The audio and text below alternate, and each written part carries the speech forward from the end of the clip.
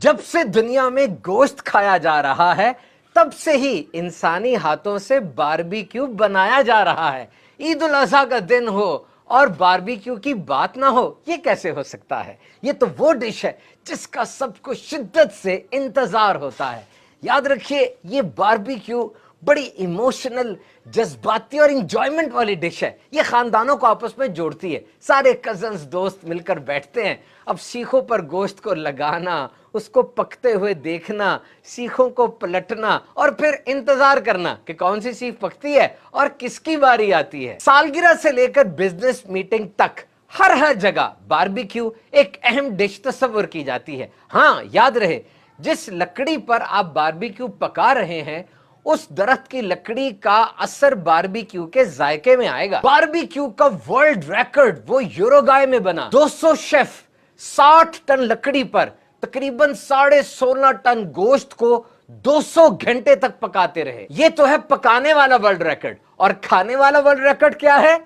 Mexico के अंदर 45,000 लोगों की बारबेक्यू पार्टी मुनक्किद की गई। वैसे दुनिया में सबसे ज्यादा बारबेक्यू वो ऑस्ट्रेलिया और अमेरिका में खाया जाता है। आप सुन के हैरान होंगे, 64% अमेरिकन के घर में बारबेक्यू की ये ग्रिल ये मौजूद होती है। गोश्त की सारी टाइप्स में बीफ का यानी बड़े गोश्त का बारबेक्यू सबसे ज्यादा बनाया जाता है। ग्रिल और बारबेक्यू में आमतौर पर फर्क समझा नहीं जाता, लेकिन फर्क है। ग्रिल में डायरेक्ट सोर्स हीट का होता है, लेकिन उसमें एक ढकनानुमा चीज भी डाली जाती है, कवरिंग होती है, जबकि बारबेक्यू में सिर्फ गर्मी होती है, ढकना नहीं होता, जिसके जरिए आहिस्ता आहिस्ता वो खाना पकता है। बारबेक्यू का मतलब ही स्लो कुकिंग है। बारबेक्यू को जायकादार बनाने के लिए उसे रात भर मैरिनेट करके रखें। मैरिनेशन के लिए दही, लीमू और मसाला जात का इस्तेमाल किया जाता है। वैसे भी बारबेक्यू तो ईद के दूसरे और तीसरे दिन की डिश है ना। और सर्व करने से पहले भी ऊपर लीमू छिड़क दें, जायका दोबाला हो जाएगा। बारबेक्यू में गोश्त कौन सा हो? आमतौर पे चांपे, पुट, दस्ती वगैरह इस्तेमाल की जाती है,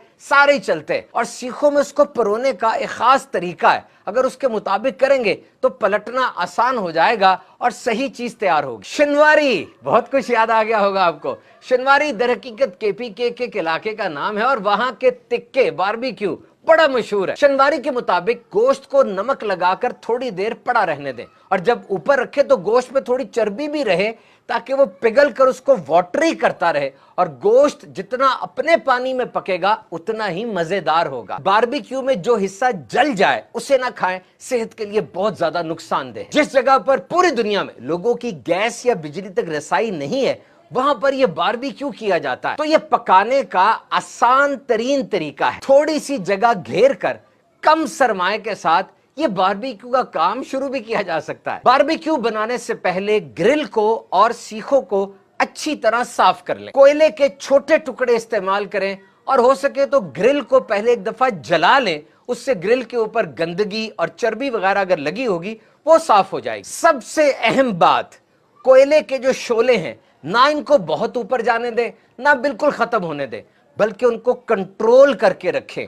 याद रखिए, बारबेक्यू का इन्हिसार इसी बात पर है कि आग को आपने कितना कंट्रोल में रखा। पकाने से पहले अगर गोश्त को अच्छी तरह गला लेंगे तो गोश्त डायरेक्ट फ्लेम पर यानी डायरेक्ट आग के ऊपर कम से कम देर रहेगा। ब्रश के साथ गोश्त पर तेल लगाते रहें, लेकिन बहुत ज्यादा नहीं, वरना वो तेल उस गोश्त को जला देगा। सीखों को पलटते रहें और बारबेक्यू को ताजा ताजा और गर्म ही खाएं। अगर ठंडा हो गया तो समझ लें एक तरह का जाया हो गया। बंद जगहों पर बारबेक्यू ना करें, कोयलों से ऐसी गैस पैदा होती है जो इंसान के लिए नुकसानदेह है। और अगर पिकनिक वगैरह में जाते हैं और वहां जाके बारबेक्यू करते हैं, खास ख्याल रखें कि दरख्तों को और झाड़ियों को आग ना लग जाए, बहुत ज्यादा नुकसान हो सकता है। बहुत सी सब्जियों को और फलों को भी बारबेक्यू किया जाता है, गोश्त के साथ ही सीख में परो लेते हैं, तो अब ये बड़ी हेल्दी चॉइस बन जाए। बहरहाल जनाब, बारबेक्यू जरूर खाएं, दूसरों का भी ख्याल करें, जब पकाएं खुद भी खाएं, दूसरों को भी खिलाएं और सदा खुश रहें।